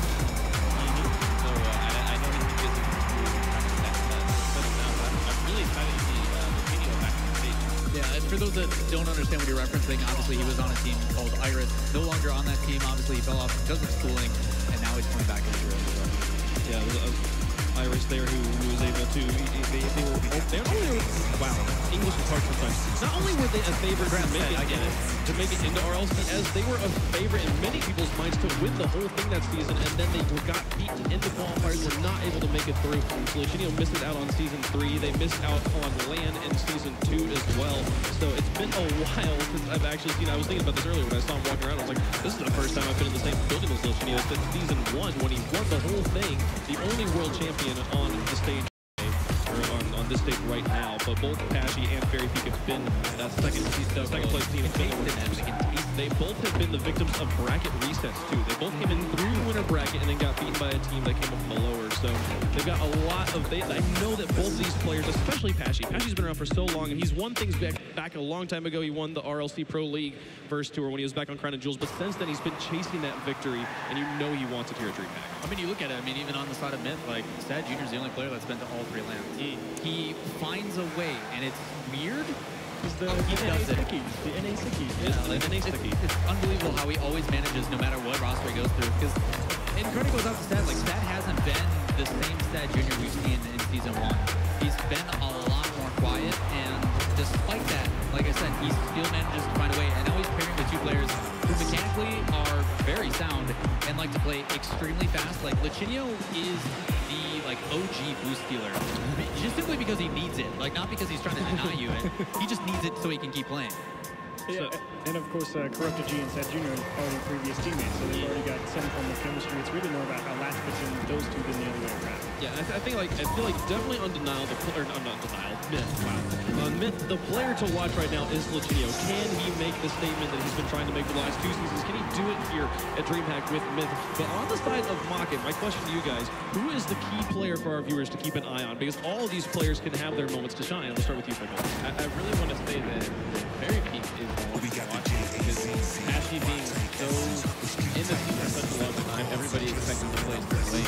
But Very Peak was, you know, maybe nobody had really heard of him before season 3, and he's like, wow, this guy's in the grand finals along with, you know, K-Dop and Mystic on Mocket, and I want to see how well he can perform because that was really his only one land before. Ashy's been to, you know, DreamHack Summer. It was in all 3 RLCSs. Whereas Very Peak, I think first season was season 3, if I'm not mistaken. Yeah, I think this past season, this past land was like one of the first things we've seen Ashy absent from. It was a big deal. It was like, wow, Ashy didn't manage to make it, which just communicates how deep the rosters are getting here, especially in Europe, where everything just continues to get better and better. People like Freaky, who was on Team Enjoy, then Team Penta, and now up on Rocket, continuously improving his teams. And this is something that we've seen Pashy do time and time again. Shalset, also a player that he helped bring into the limelight by putting him on his team. That's the greatest part, is because Pashy previously was on Gale Force, and now Gale Force is one of the best teams in the world. So it's like, these players are two players that we all know. Very Peak really got his start as a 1v1 player. He was just dominating tournament after tournament, showing that by proving yourself in the community, you can get noticed by these top-tier players and picked up. And all of a sudden, he's playing at the grand final. So it's one of those things, but Achieve, it's your turn. Who do you think is the people on Mocket? I mean, Freaky did a lot of good work back when he was on Penta with number 7. I mean, you put yourself always quiet, but he always generated a lot of score, right? I ran a lot of numbers back when they played Chief Enemies a lot, and Freaky really surprised me with the amount of score he generates, but with the fairly low amount of scoreboard statistics that he puts up. So I have to pick Freaky over on the Rocket squad, so Yeah, because he's a consistent guy. I would go with Freaky too, especially when we're talking about players to watch. People like Pashy and Very Peak, I have a good amount of expectation for, especially having been World Championship finalist level players. But Freaky this is the best opportunity he's had, and at this point, I feel like he is the player that has the most to prove on this Mocket roster. I am very excited to watch how he does, how he plays alongside Pashy here, because Pashy always a team captain who is willing to do anything it takes to win. Yeah, that's definitely respectable. Obviously, for me, it's going to be Very Peak. We have, like you said, expectations for him, the way he plays. We had those expectations all throughout Season 3. We expected this guy to come in with K-Dop and just be this power duo, and we didn't see it until really the regional qualifiers in the World Championships, obviously, but it's a matter of, can he still live up to that expectation now that K-Dop isn't there? K-Dop was the one that always led the charge for them, and he's no longer doing that. Very Peak has to be that guy, because Ashy's not going to be the one to do it. Neither is Freaky. Yeah, I feel like Very Peak kind of settles into the one role more than he does anything else. That would be Freaky in the shooter role, which is the role that I feel like I've seen Freaky shine the most in, as the final shooter to pick up on the passes. So I'm excited to ask this for the first time today. Predictions, guys. Who do you have here in Myth versus Mocket? Start with the Chiefs. I'm calling split desk for one. Okay. But I'm going to go ahead. I think I have to take Mocket here. There's too much consistent power that we've seen out of him. I haven't seen a lot out of Lichinio in recent years against top-tier European players. I think it's going to be a bit of a wake-up call for Lichinio. Alrighty. I think I'm also going to have to go with Mocket as well. 2-1. I think we're going to see our first Season 3. I think the quality of players and the consistency is slightly above Myth. And the only reason I say that is because Lichinio has been out of the team for so long. He's going to, if Myth wants to win against Mocket, he's going to be For me, Mocket and Very Peak, I talked about him being confident, but it's been a long time since we've seen that confidence. And I'm actually going to go with Myth. I think Lichinio has something that he has to prove, and this is the time he's going to do it. He's going to come out. You want to talk about, you know, objectives for a match for players and for teams, you know, like for Pashy, I think the goal right now is just to win, to get back onto the top of the podium, and that's going to be a tournament-wide goal, where Lichinio has an objective in this first match. This is the first time we're going to see him playing at a stage like this in a long time. He has a personal goal for this match, these games right here, to make a statement that he is the World Championship player he was in Season 1. He absolutely can be a clutch carry in the times when he really feels like it, so I'm excited to watch Lichinio and see how he plays and how he fits in. Like you guys said, like it is the former Denial roster of Corrupted G and Sad Jr., who he's going to have to get into the rotation of. These guys have been playing together for a while, so it's up to Lichinio and how he fits in with these guys. But who do you pick? Yeah, I'm like, I understand you're the host, but who do you? I have to go with Makan on this one. I think if we're talking NA versus EU, we're talking about Pashy. These are my favorite things. So. Which is great because you're like, Lichinio's got something to prove. It's going to be great. I go with Makan. Yeah, no, I think it's his goal. Right, I think there's absolutely the possibility for an upset, but Pashy and Freaky are two of my absolute personal favorite players, and so I have to go with them on this one. Biased. I'm the host. I can be as biased as I want. You got a point. It's not my job to be impartial. I'm not casting right now. Neither am I. I mean, neither am I. Yeah, follow your dreams. I should have been biased. But yeah, either way, it definitely almost has to go 3 games. There's no way that the quality I hope so. Out of these ends up in a 2-0, and there's almost certainly no way it's going to be a landslide either. Yeah, this is going to be very, very fantastic to watch. Myth, and if you're not familiar with Myth Gaming, this is a new name for us here in Rocket League. They have an esports house, actually, so these guys are going to be able to get some scrims in a good way. And it's really fun to me to see that Denial, my favorite part about Denial was the fact that they were all Canadian and that you had Team Canada and Rocket League, and then they just banned, like, oh, we don't get Team Canada anymore. And then they pick up Lichinio, who's also Canadian, go over to Myth, and it's just really fun to see that we have another Team Canada. I can guarantee is at home in his jammies, or his jammies, freaking out because Team Canada's back. I know it. Like, there's no way he's not. Leaf would be the type of person to wear jammies. Oh, he's got one of these for days. Man, he's sitting there just hoping for some wheel snipe stellies. You know? Dirty dangles after dirty. Yeah, he's probably drinking some maple syrup. Which I heard. I was talking to Sad Jr. and he's like, "That's not a thing you do in Canada." I'm like, Leaf, yes, it is. Like, we absolutely watched Leaf drink not one, but like at least 2 little bottles of He's maple brought syrup. like bottles of maple syrup on the plane so we can have quote real maple syrup here. It's happening. Because I've had so much maple syrup in my life that I could tell the difference between the best stuff and the store brand stuff, you know. All the time. Of course. But yeah, love Leaf. It'll be great to have him here. But we'll get into this match here in a bit as soon as these players all feel comfortable and ready. Guys, talk to me about these rosters. Keys to victory here for both teams. What are the things they're going to have to do to get victory over one another? For one, let Lichinio play how Lichinio wants to play. You cannot hinder his ability to play fast and very boost heavy. Corrupted G has been that player, though. Yeah, well, I feel like we're saying 2 different things now. So we're saying that Lichinio needs to fit in with the former Denial roster, but also the Denial roster needs to adapt to Lichinio, so which is... Yes, I think that Lichinio is going to be the one that has to lead the charge, but Corrupted G is going to have to change his playstyle, because Corrupted G has always been the one that has done that for this team, simply because Lesmere was more defensive heavy. Lichinio is now offense for this team. Take that step back and help him out. Well, there's a couple of different things. You think about Pashy. Historically, he's always ran a very physically based team. And of course, Fairy Peak, no stranger to that as well. When it was him, K-Dop, and Mystic, they ran a lot of demos coming out of the backfield. Pashy likes to run a lot of demos coming into the net. And Lichinio and Corrupted G and Sad, like you said, Lichinio likes to play very fast. He likes to go and leave the net and go and grab boost. So it's all about how Myth is able to cover that Latch really needs to go get boost thing. And that's kind of been a joke for a long time. Sure. But Shadeo is like, you need boost. Sure, yeah. For Myth, I like he said, I really want to see Lichinio playing offense, and I want to see Sad also playing up with him. 2 former star players as well on the same team, and you know that game was a lot more zany than Rocket League is. As compared to the ball physics and how the game moves. Rocket League is much slower. They played on pirate ships. Right, like the maps are absolutely ludicrous, but I want to see those 2 being up in the front, kind of how we normally see Jacob and Firebrunner, but that's how we're going to get into the first, you know, probable maybe 3-game series of this entire DreamHack. So, geez.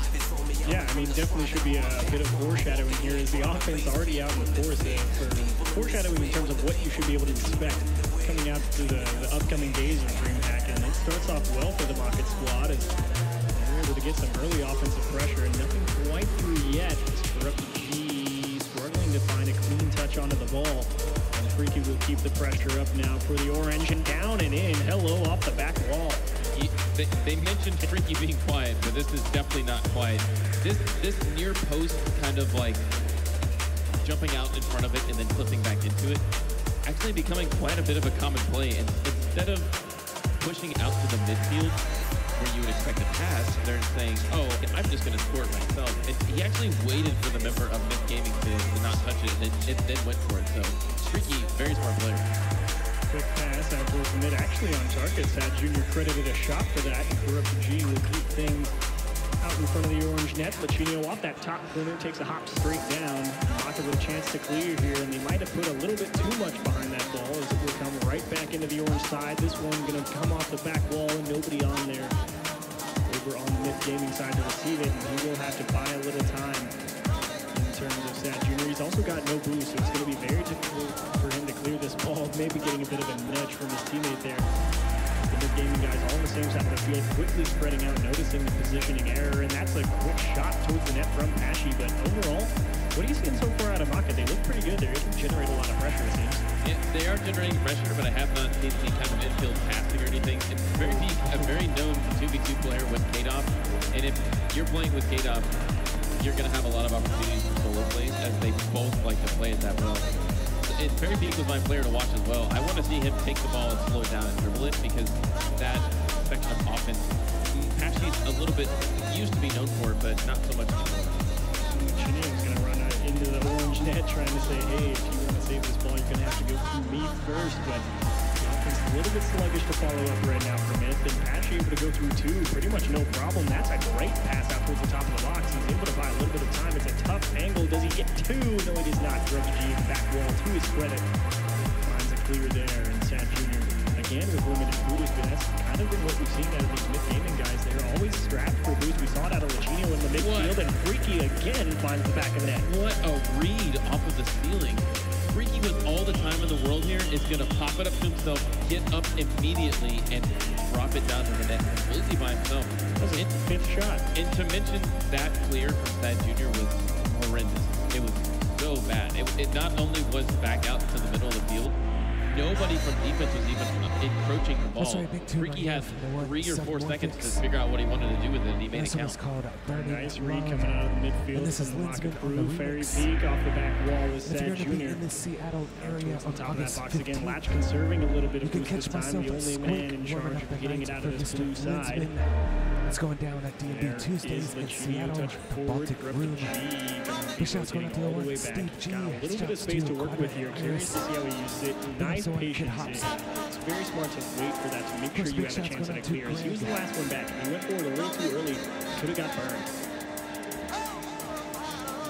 2 minutes remaining now. Maka finally find themselves on the defensive side of things for a little bit.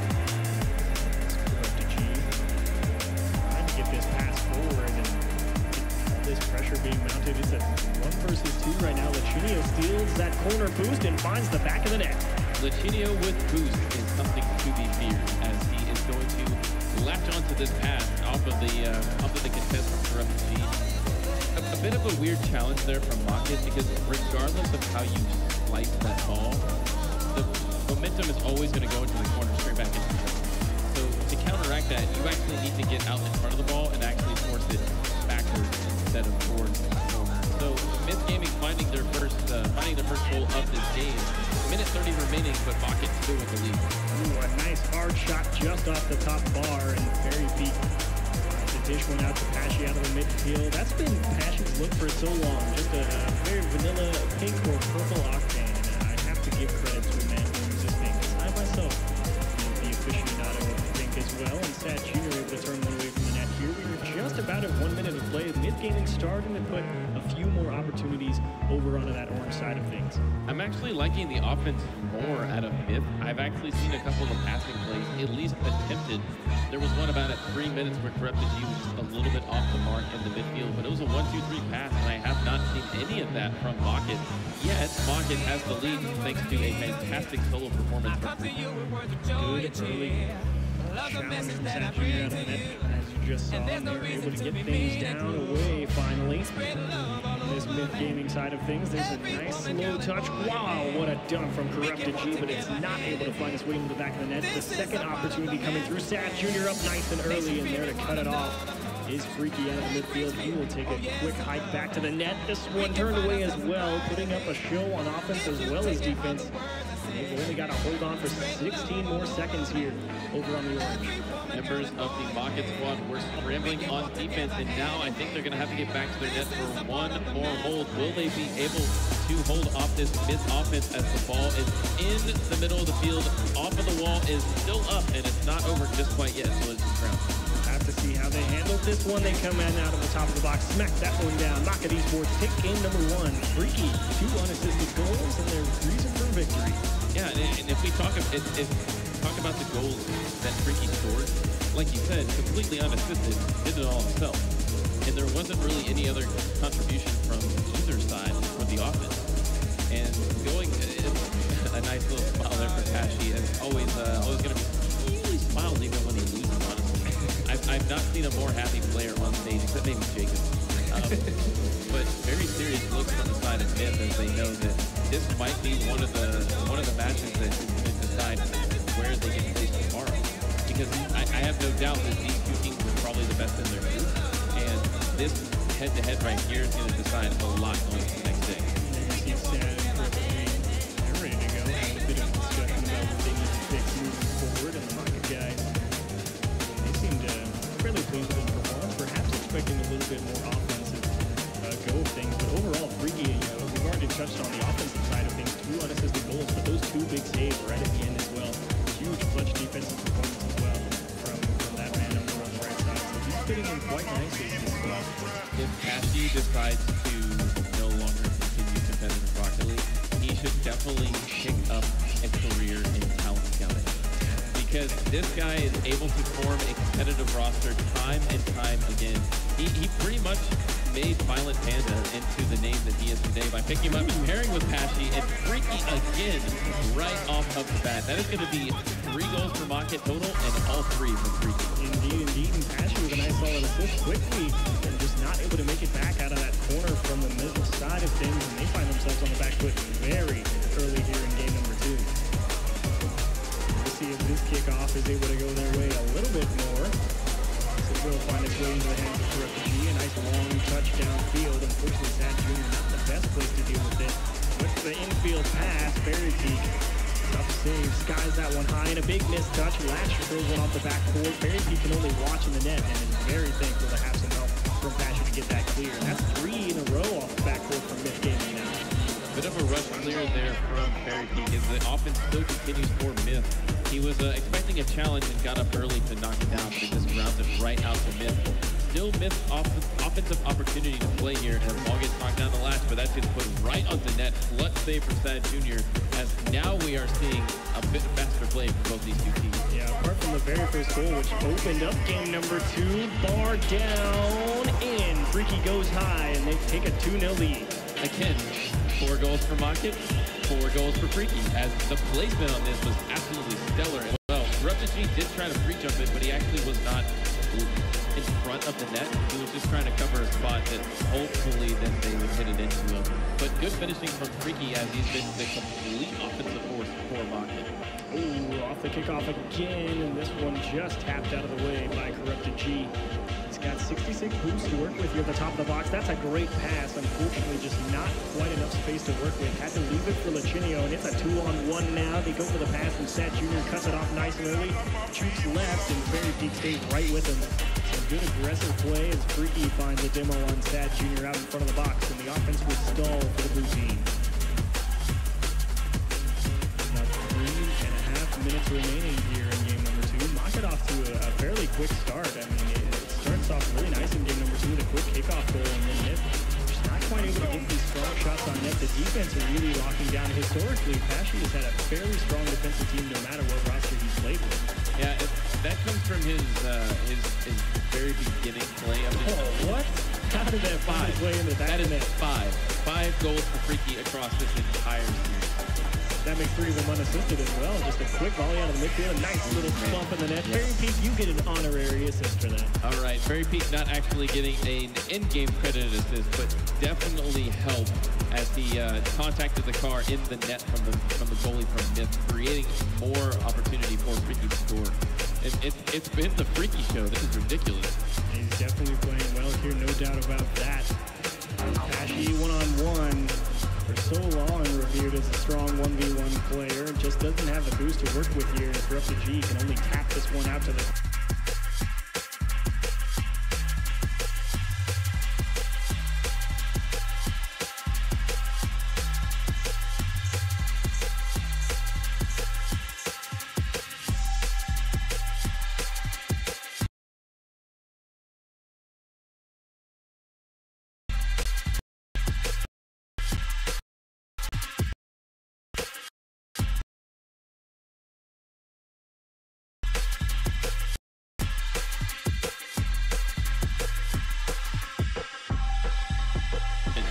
from Bad Jr. That's right, Very Trucker. nice Here's shot. something Yeah, new right from into the top of the net. Survival. It's a pretty decent This one's hinge called clear The attempt. They tried to Sound. just force that one all Going the way out to down to the other Nashville, end. We saw it be massive. very successful earlier on in Shots the over day, the but this door, time around just shots doesn't over quite the have kid. enough speed behind it. Shots to Sad Kino, Jr. looking out in the middle of the field, just throws it right back in their face and Big picks a ups good spot. Rachel, Yeah, everyone top that bins, but they're represent going to have to crew. do a lot Hope you more guys go work well. in the Shots to final one 2 minutes of this Willstorm. game. Still down 2 goals, and they are down 1 game in the series. So, and this still is a best of 3. So if they lose this, they're not out of the tournament yet, but they're not going to get as preferential of seeding going into the next day. Chinio wants a dunk, and that is some smart placement from Pashy to go parallel to the goal mouth. Throws that one well away out of the oncoming Octane. Freaky wants 2 off the back wall, so close, but just couldn't quite find the angle. Pashy gonna lob this one high and hope somebody else will take care of it for him. And again, a couple of missed touches off the missed squad really cost them a lot of offensive opportunities. Pashy barring in, what a setup. Finally, somebody else from the Mocket roster is going to get a point in the goal margin. But Freaky assisted, so he's still got 100% goal participation. And the redirect there from Pashy is good in 2 ways. 1, that it was on target, but 2, that it was all the way to the other side of the net, where he was hanging around the near post, and maybe you would think it goes either towards the middle or the near post, but he put it all the way to the other side where nobody was. Sad Jr., a nice air dribble attempt, but too much mass out in front of the net. Corrupted G just has enough behind it to float one in. They're trying to stay in it. That is quite a tricky angle. It's deceptively hard for Corrupted G here because the ball already bounced way over his head. He couldn't get the power that he wanted on that ball. He just had to go for placement. So he stopped his car, had to jump, and he actually side backflip just a little bit to not sky the ball. Good finishing from him, but again, still 2 goals down. No different than where we were 2 minutes ago. Yeah, we've seen this a couple times already today. 2 goals down with just about a minute remaining here. No team has been able to overcome that deficit with that much time remaining so far. A nice setup high off the back wall. Pashy just gets a little bit too much on top of the ball and throws it right down into the Miss Gaming squad. And this is a big chance. They're going to have to find some strong offense. That's a great passer to the top of the box, but nobody over on the blue team expecting that touch. It's going to be hard to break through the Mocket defense the way they have been playing. And honestly, I think it's going to be lights out here for Miss Gaming if they don't score with this, like this drive right here. If that ball doesn't go in, it's likely going to be over. The final 20 seconds, it's just going to keep dripping and dripping down. Mocket probably walking away with this 2-0. Yeah, and a nice solid defensive performance there from Pashy right in front of the net as well. You kind of get surprised with a quick pass out in the middle of the field. It's a good show for him to buy plenty of time. So 10 seconds remaining here. Miss Gaming gonna more than likely fall 2-0 here, but Mocket putting up quite a performance on the back of Freaky. What a show, and that will do it. 2-0 over the Europeans. Mocket Esports with a convincing victory, and I hope that Freaky's backpack is not going to get fooled by the end of the week, because that was quite a dominating performance for him, scoring, what, 7 out of the... 6 out of the 7 goals that Mocket scored that entire series, and plus the assist on the one that he didn't score. So he had a hand in every single shot, every single goal. My bad. 5 out of 6. Oh, okay, 5 out of 6. I can count. I promise. Cast the man. But yeah, he was incorporated in every single goal that Mocket scored. So what a performance! Yeah, what a performance indeed. But let's go ahead, open it back up to the analysts. They watch the games alongside with us, and they have some words they'd like to say about it too, I'm sure. Boy, we built that one up as it was going to be the biggest, like, most dramatic. Like, there was going to be, we were going to go to game 3. It was going to be awesome. And then Myth was just not able to answer anything that Mocket was doing here. We talked about this being Lachinio's big first time back on a stage here. And honestly, leaving a bit to be desired, wanting, I can guarantee that he was not happy with that performance. He wanted more out of that one as well. So we see Mocket get the 2-0 here. Yeah, for Lachinio, like, he did some good things on offense. You know, he led the charge in a couple plays. He set things up, and it was actually Sad Jr. putting in most of the shots and our opportunities, which is kind of uncharacteristic. But for me, like, I was like, okay, Lachinio's got something to prove. He's going to do it. Turns out I was thinking about Freaky, who had something to prove, because clearly he was doing what he did well. Yep. Like, for Mocket, he's like, yeah, I'm definitely a good part of this run. Well, the first goal he scored, I was so impressed with, rolling that one off of the back wall, straight underneath the crossbar in a way that was, you know, almost unblockable. Fantastic play there. And as they said, got 6 out of the 7, 5 out of the 6, 4 out of the 5, however many goals. He got all but one of the goals that we saw Mocket scoring here. Fantastic play from them. Quinn, give me your thoughts on the match.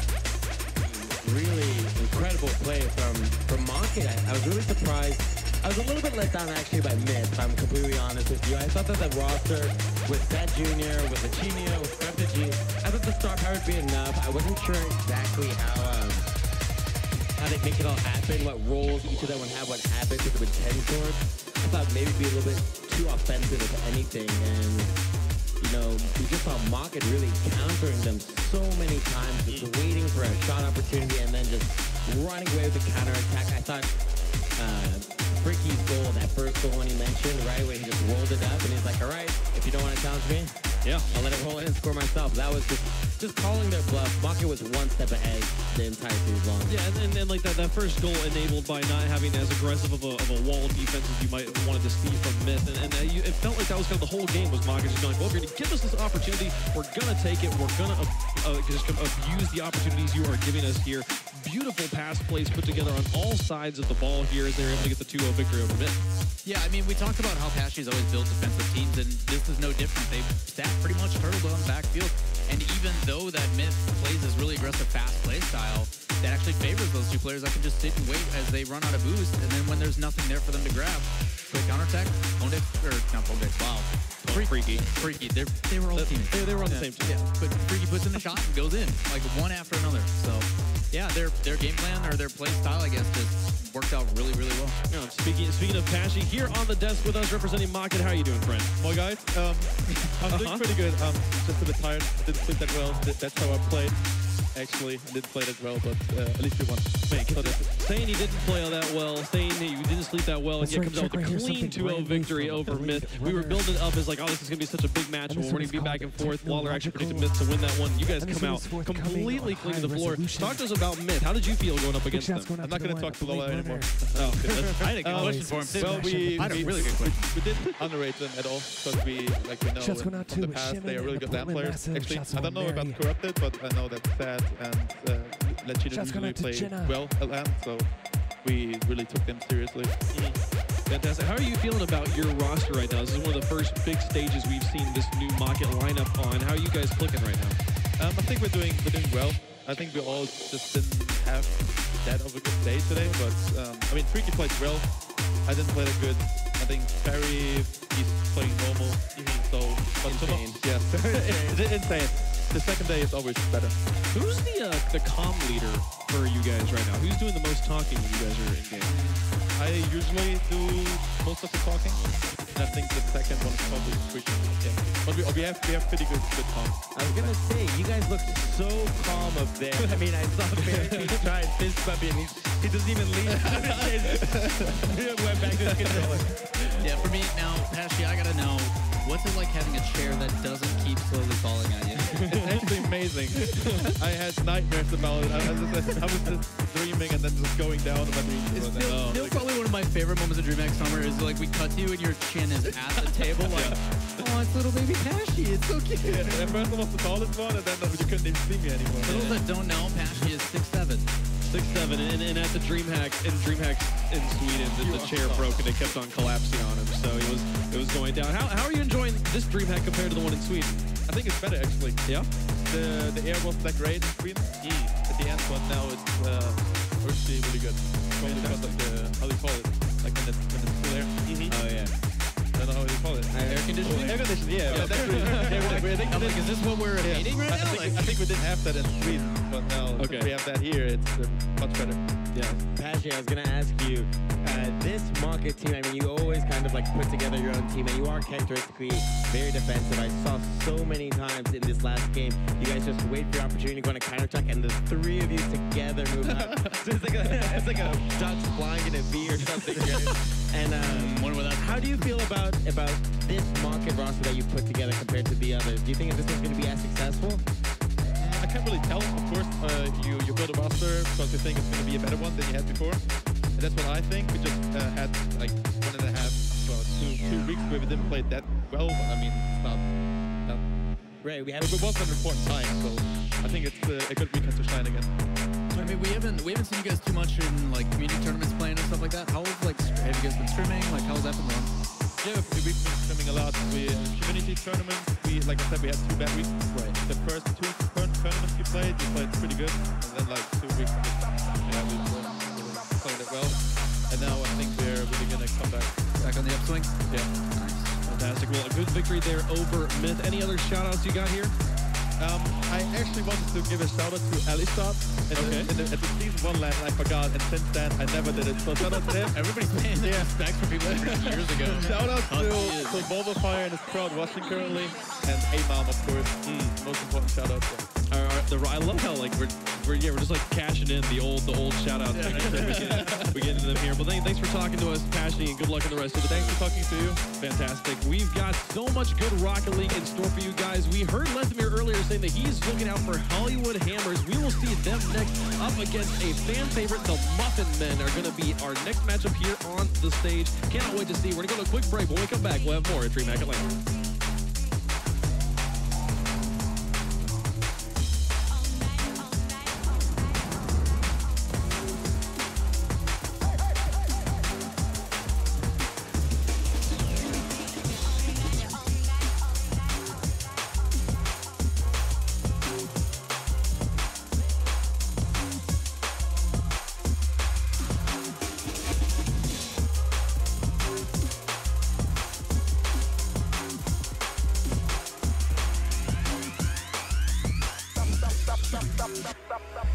Stop.